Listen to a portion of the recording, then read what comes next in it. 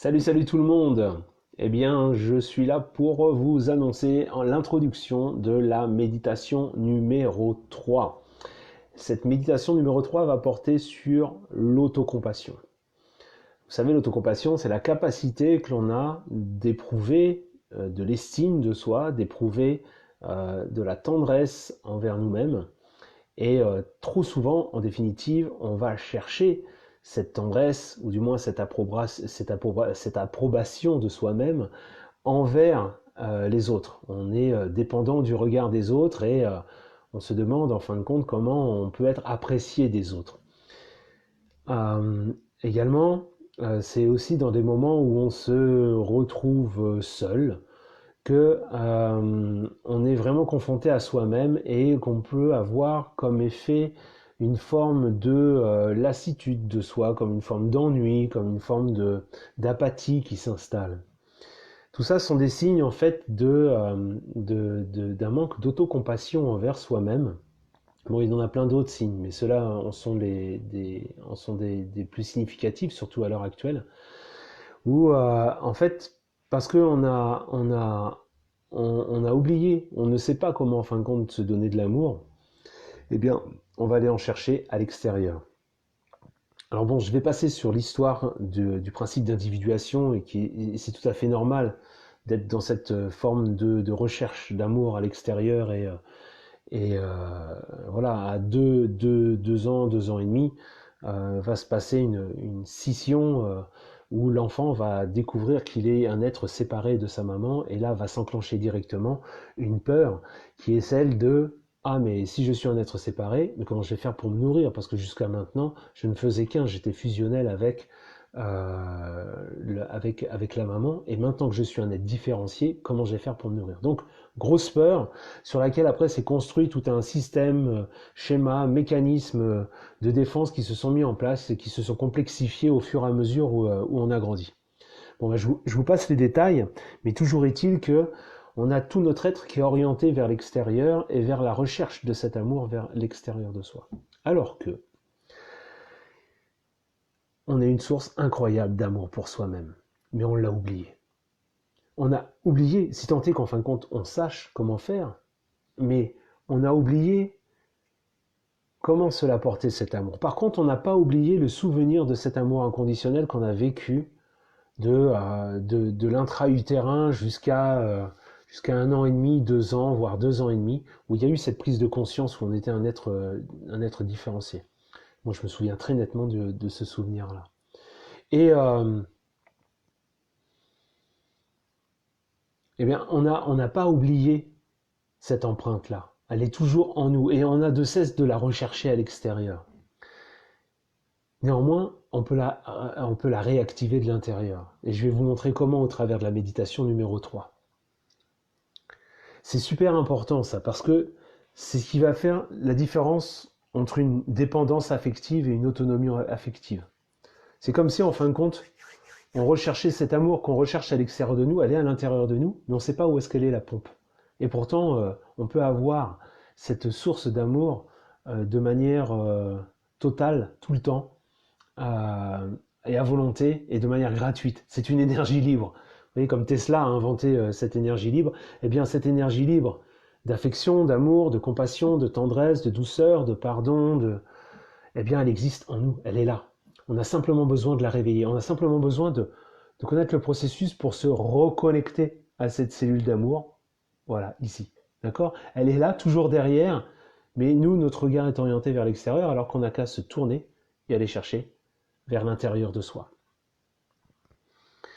Et l'amour, la douceur, la tendresse, c'est l'une des deux ailes qui nous permet d'être en équilibre dans la méditation. Pendant la méditation 1 et la méditation 2, nous avons vu comment être attentif de manière totalement lucide aux sensations du corps et aux mouvements de l'esprit, des processus mentaux. Et ça, c'est une des ailes qui permet à notre conscience d'évoluer. La première des ailes, c'est la lucidité. Mais la lucidité ne serait rien s'il n'y avait pas la deuxième aile qui se trouve être la compassion, l'amour, la douceur, la tendresse. Cette métaphore de l'oiseau, c'est pas de moi, c'est de Bouddha.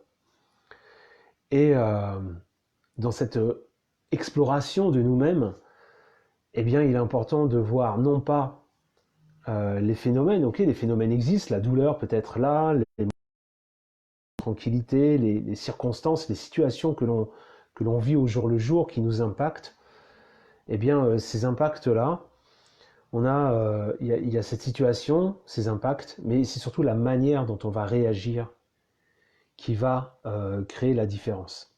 Par exemple, si et là, vous m'avez très bien montré dans vos commentaires, il y a des fois, on a le moral qui est pas forcément bon. On se pose des questions. On se sent des fois pas à la hauteur ou pas capable. On est dans une forme de d'agitation, de rumination mentale. On s'inquiète, il y a des peurs, etc. Ok, ça c'est la situation intérieure. C'est le théâtre qui se passe à l'intérieur de nous. De quelle manière je vais accueillir ça? Est-ce que je vais être en répulsion par rapport à ça? Est-ce que je vais dire, oh non, j'ai pas envie de m'en occuper, j'ai pas envie de voir ça. Vite, faut que je me détende. Vite, faut que je me relaxe. Vite, faut que je respire. Allez, je respire, je respire. Et là, dans ce cas-là, on est dans une forme de résistance et on met de côté notre expérience. Également, on va se dire, non, non, non, j'ai pas envie d'être en contact avec cette situation, non, c'est peur, là, tout ça, j'ai pas envie de toucher à ça, j'ai pas envie d'aller voir ça. Oh là là, vite, vite, vite, il faut que je fasse quelque chose. Alors je vais revenir à ma respiration, encore une fois. Hein. Il y a une forme de fuite dans l'histoire. Donc tout ce à quoi je résiste persiste, tout ce à quoi je fuis me poursuit. D'accord? Donc il est important de faire face à ce qui se passe pour que tout cela s'efface. Pour que les aspects de nous qui sont difficiles à appréhender dans la méditation, eh bien, puissent nous traverser. D'accord? Et cela va passer dans notre posture d'accueil. La posture d'accueil, elle va se faire avec douceur, avec tendresse, avec accueil, avec amour. J'aime utiliser l'image de cette auberge où chaque jour, il y a des choses nouvelles qui arrivent dans la méditation. On accueille tous ces aspects-là avec le sourire. On accueille tous ces aspects-là, voilà, avec équanimité, avec respect. On les traite tous les aspects, qu'ils soient agréables ou désagréables. Je sais que ça peut être difficile à entendre et difficile à concevoir, mais vous allez l'expérimenter dans la méditation. On les accueille de manière honorable. C'est à nous d'apprendre à ouvrir l'auberge de notre cœur, ok, les portes de l'auberge qui est notre corps aussi, et d'apprendre à accueillir tout ce qui vient à nous avec tendresse, douceur et avec respect. Oh, tu es là ma peine, ok, je t'accueille. Oh, tu es là, tristesse, ok, je t'accueille. Oh, tu es là, ma peur, ok, je t'accueille. Moi, ce matin, c'était une grosse frustration sur deux, trois points. Je vous invite à lire mon commentaire qui illustre bien ce que je suis en train de vous exprimer, qui est sur le jour numéro 10. Et on accueille, on laisse les histoires se jouer à l'intérieur de nous. Et on va s'intéresser avec lucidité à savoir ce qui se passe. Quelles sont les choses qui se passent dans l'arène de mon âme, dans les théâtres qui se font de mes drames? Qu'est-ce qu'il y a? Donc, voilà, la première des choses, vous l'avez senti, cette douceur que l'on a à produire à l'intérieur de soi, on a à réveiller ce soleil intérieur. Ce soleil, très souvent, sortez, enfin là, pas en ce moment, mais croisez les gens, vous voyez, il n'y a pas beaucoup de sourires. Ça sent que le soleil intérieur n'est plus là, ou est pas là, ou il n'est pas visible. Il y a un épais manteau qui cache tout ça. Non, dans la méditation, on va se débarrasser de cet épais manteau et on va vraiment apprendre à sourire à tout ce qui se présente à nous. Et quand je dis sourire, c'est sourire de l'intérieur, à réchauffer, à rayonner. Ok? C'est comme de l'or. Parce que en faisant ça, le contact de cet amour que l'on a vécu il y a très très très très très longtemps pour certains. Quand on était tout petit, se souvenir, cette l'âme qui est en nous est à la recherche de cet amour, mais elle oublie que c'est à l'intérieur qu'elle va le chercher, qu'elle va le trouver. Mais elle va le chercher à l'extérieur, au travers d'une personne. Ah oui, tiens, cette personne me touche, et tiens, il y a de l'amour, et ah ça y est, et puis je me sens énergisé, ça y est, là je suis dans cet état d'amour.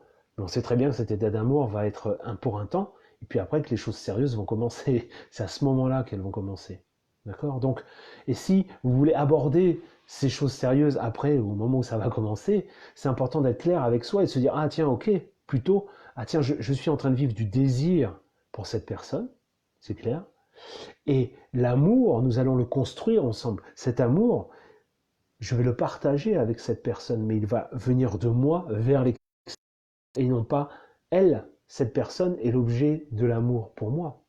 C'est-à-dire que clairement, entendez-moi bien, c'est à nous d'apprendre à construire cet amour à l'intérieur de nous pour après le partager avec quelqu'un d'autre.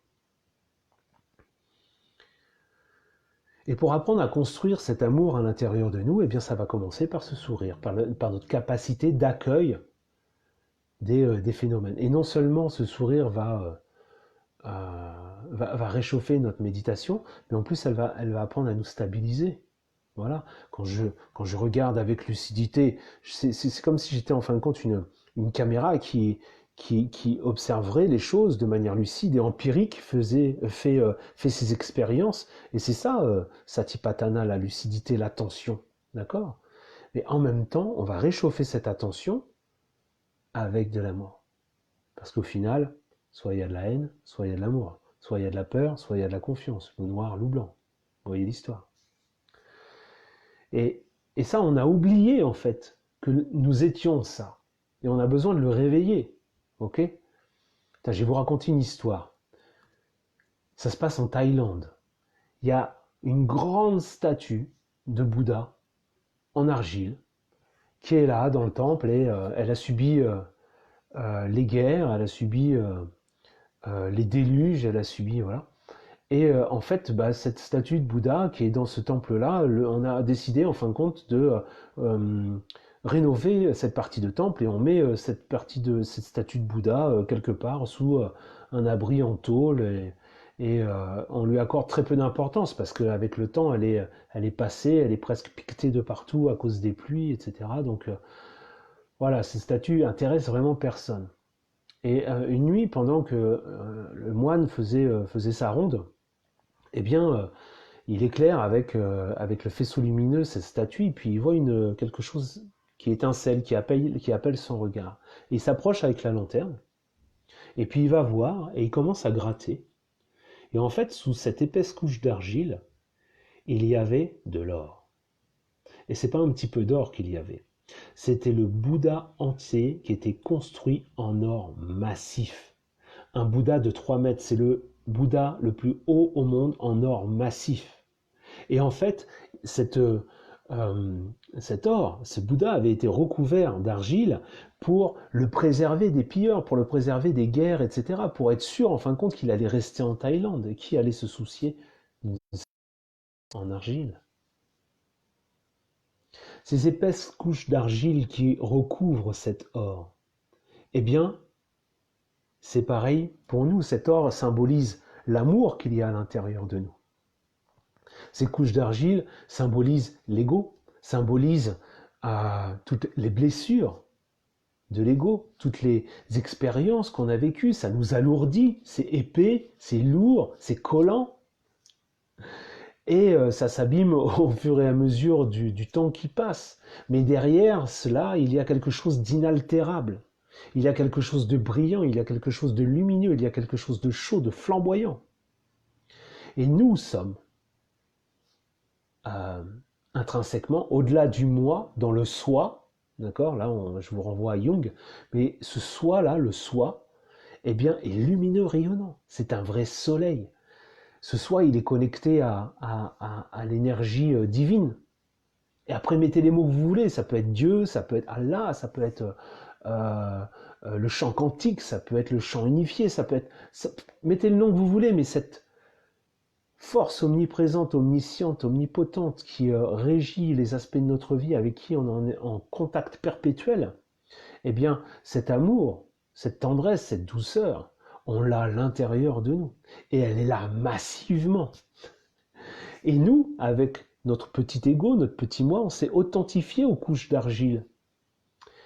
Et si vous reprenez ce que je vous disais dans la méditation numéro 2, ces couches d'argile, elles vont nous traverser au fur et à mesure, parce qu'à partir du moment où vous prenez le temps de vous asseoir, et que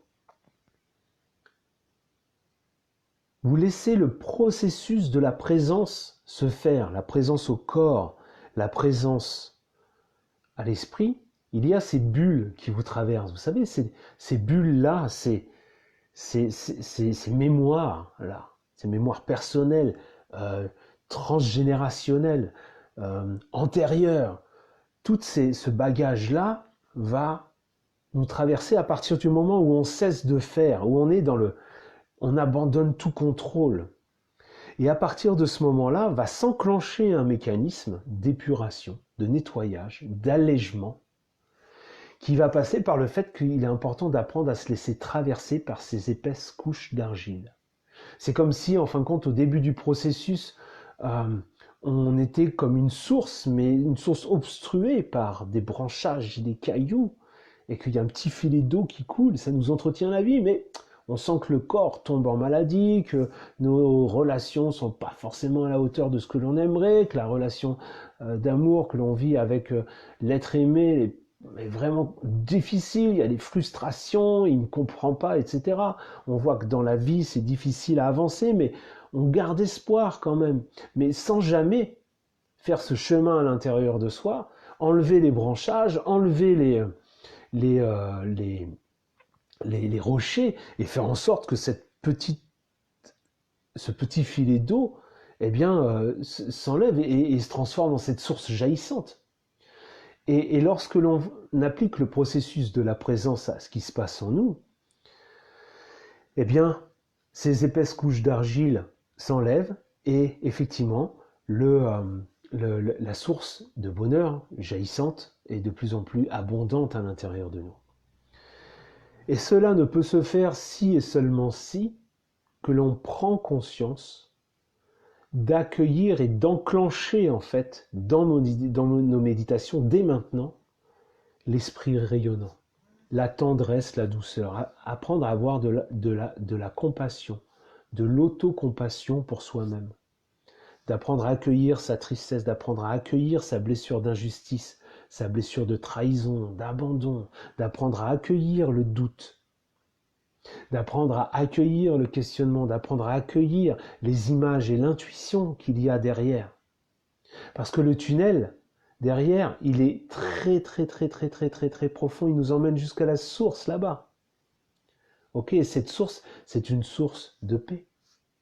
Donc, cultivons cette paix, et une paix chaleureuse, pas une paix froide et austère, une paix qui rayonne. Regardez les moines bouddhistes, comment ils sont. Ils sont rayonnants. Okay, et c'est à nous, à notre échelle individuelle, notre révolution intérieure que l'on peut faire, c'est de réveiller cet amour en nous.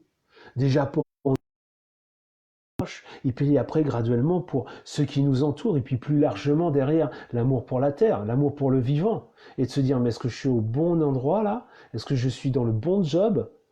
Est-ce que peut-être je peux changer de job pour faire en sorte que mes actions soient beaucoup plus efficientes pour servir l'humanité, pour servir le vivant, pour servir la protection de la planète?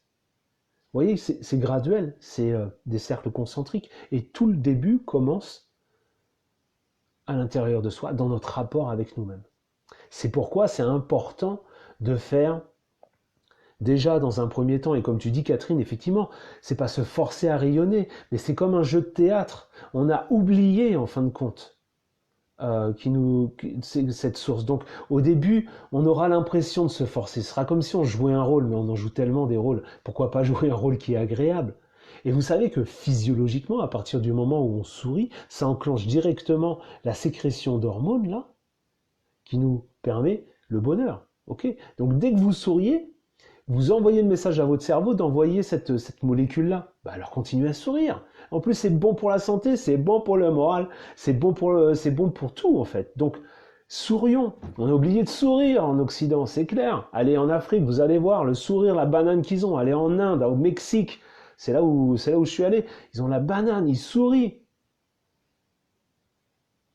Donc, ok, au début, c'est comme si en fin de compte on se forçait un peu. Ça fait bizarre, on n'a pas envie de sourire à l'intérieur, mais c'est normal, il y a les couches d'argile qui sont là. Mais au fur et à mesure que les couches d'argile s'enlèvent, vous allez voir l'importance, la nécessité de sourire à ce qui se passe à l'intérieur de vous. Et donc, la méditation numéro 3 va vous aiguiller en ce sens, va vous aider à matérialiser ce sourire.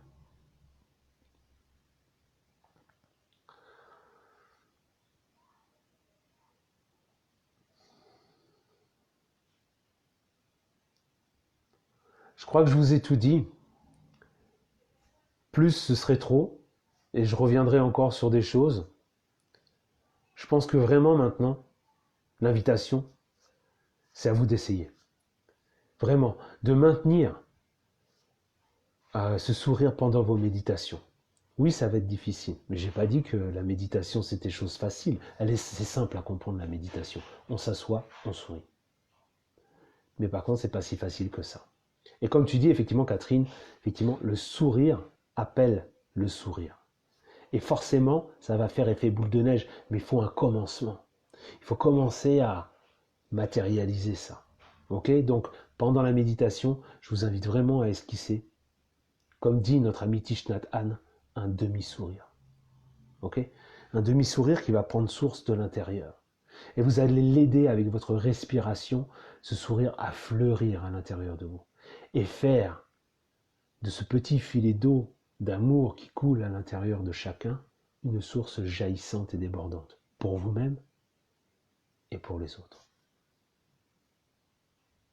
Ciao.